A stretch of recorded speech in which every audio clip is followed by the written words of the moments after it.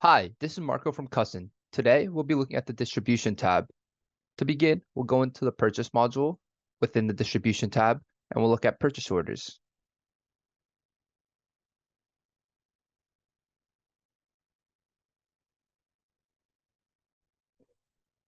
The importance of the purchase module is to send documentations from buyer and supplier to confirm a purchase, and you can have different vendor codes and descriptions. And it's crucial that these details specify like the products or the services being purchased to make sure that both parties have a clear understanding of the order, and it helps reduce any discrepancies. And it's very easy to use. At the top, you have the ability to filter through your different dates. You can view through different approval settings, as well as you have a bunch of different categories at the top, including reference numbers and PO references, as well as total quantities within your purchase orders that you could keep track of. So you can really niche down and ensure that you're keeping track of all your different purchases. And it's as easy as clicking add at the top and specifying your different information, such as vendors, descriptions, any attachments, contracts, vendor details, shipment information, approval details, any adjustments, such as retention percentages, cash discounts. Price histories can also be stored within here, and any attachments that you may add can all be stored within the purchase order. And once those are all saved, you would click save, and your information will then filter out through here. As you can see, if we filter back a couple dates, and we switch this to all.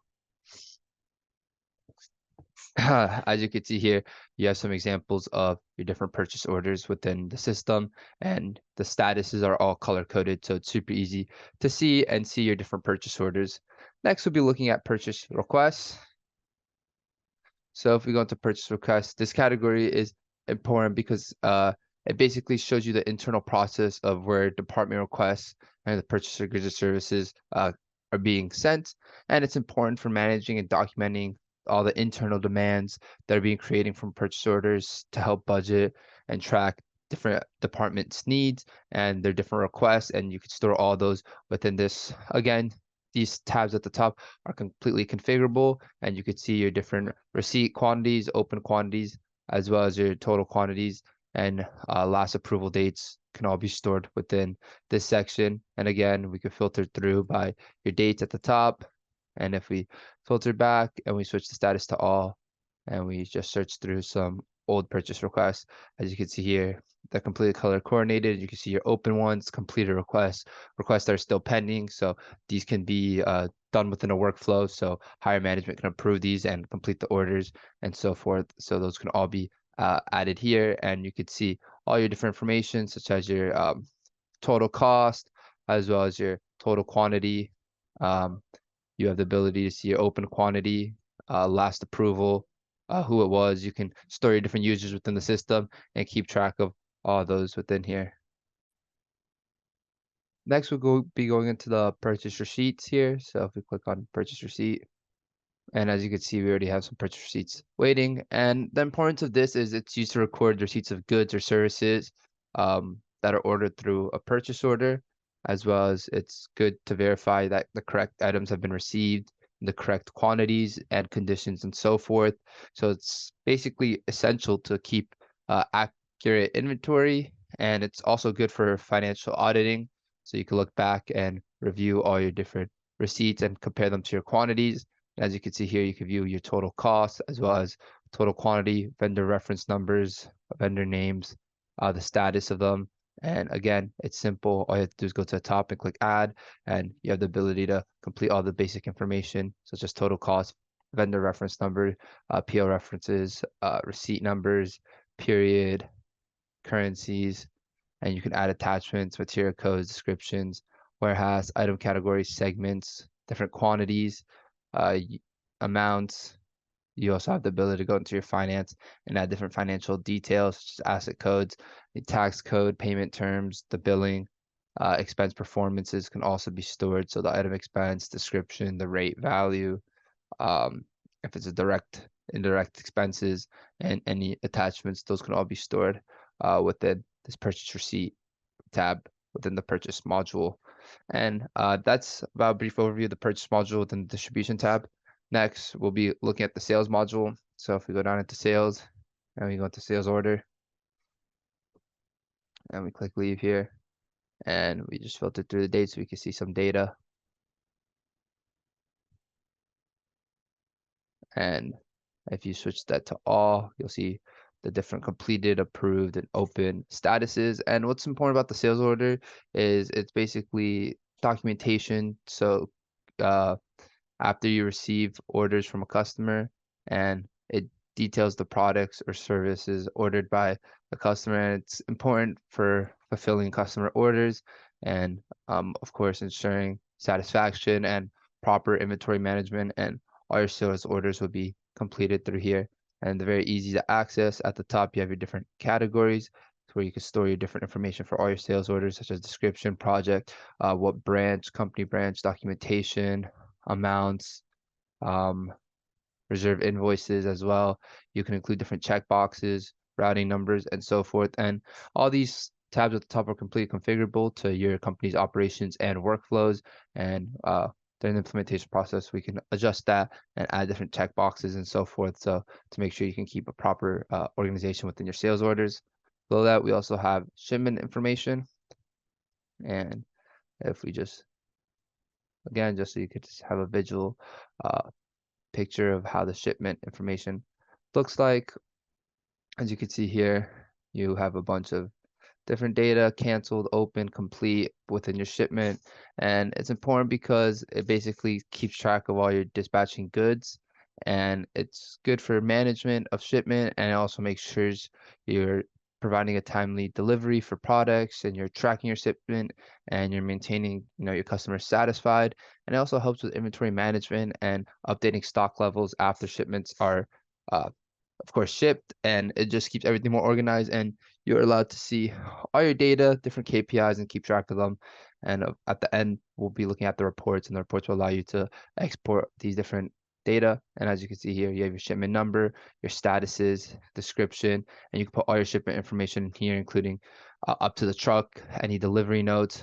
And these can also be sent out and exported, so that if you have any drivers in that end, you could share the shipment information with them as well. Lastly, within the sales module, we'll take a quick look at the sales quotation. And this is important because it provides potential customers with detailed information about prices and terms of sales before an order is placed. And is important because it kind of helps manage, customers' expectations, negotiation terms, and securing any sales deals that your team may be doing. And it's very important because at the end of the day, you can create a sales pipeline from this and keep track of all your different revenue generations. And if we just date back, and again, we look at more data at the top, you have the ability to filter through your data and really niche down on what statuses, dates, and so forth you're looking for. But for example purposes, we're looking at all the data here.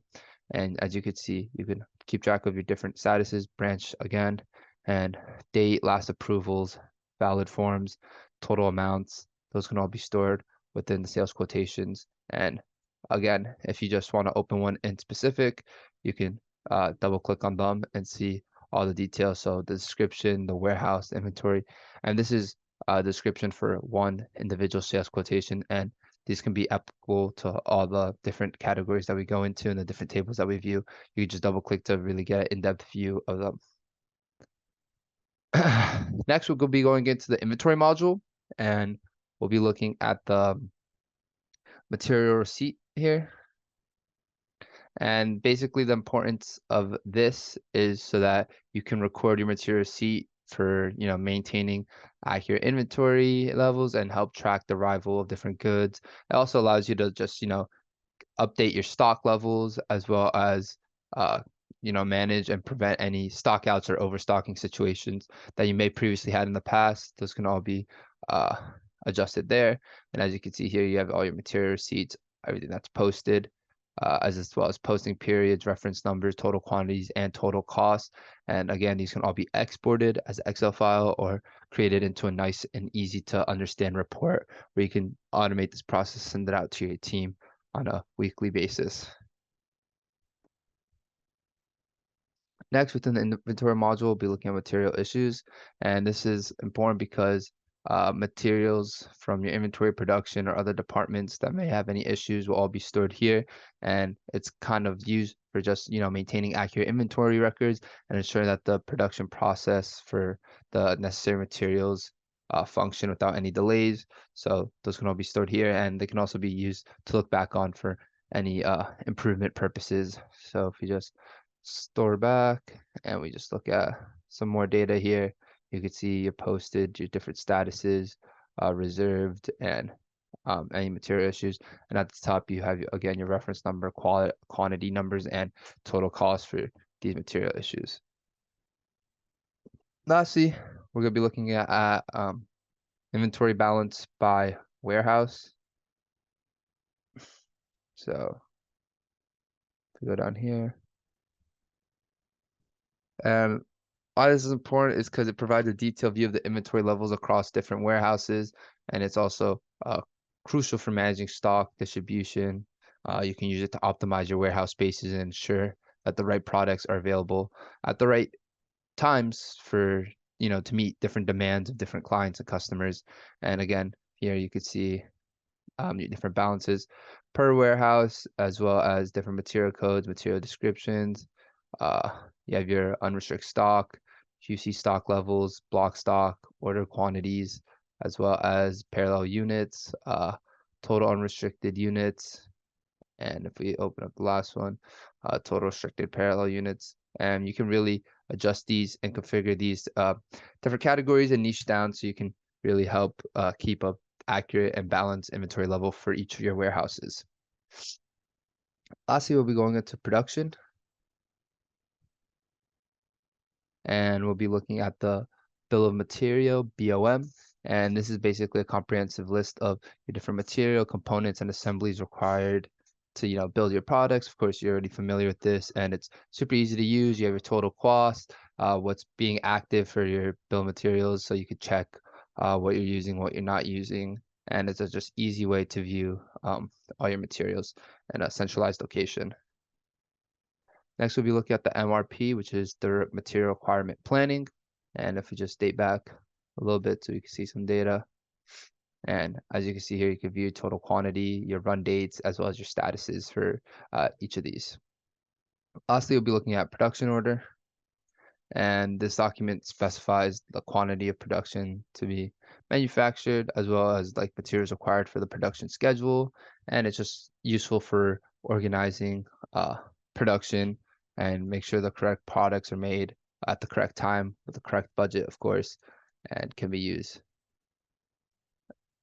As you can see here, you have your different branches, warehouse, as well as descriptions, bill of materials, version numbers, quantities, prices.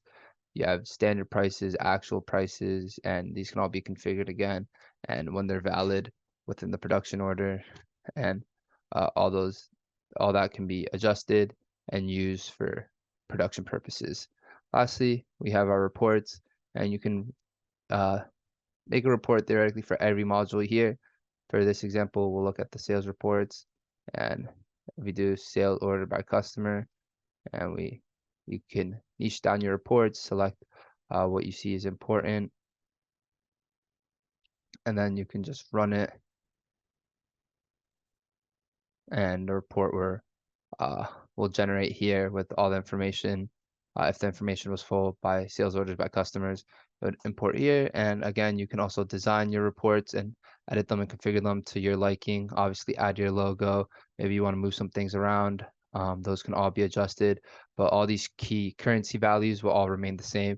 Just the way you want to organize it. Those can all be reorganized and changed around to fit your needs, and then from there you can automate reports, send out weekly reports, monthly reports to your different team subsections within your company, and they can easily just access the report instead of looking at an Excel sheet full of data. The report will kind of give a more concise and easy to read report and allow your team to really niche down on what they need to work on and see all the data in an easy to read manner.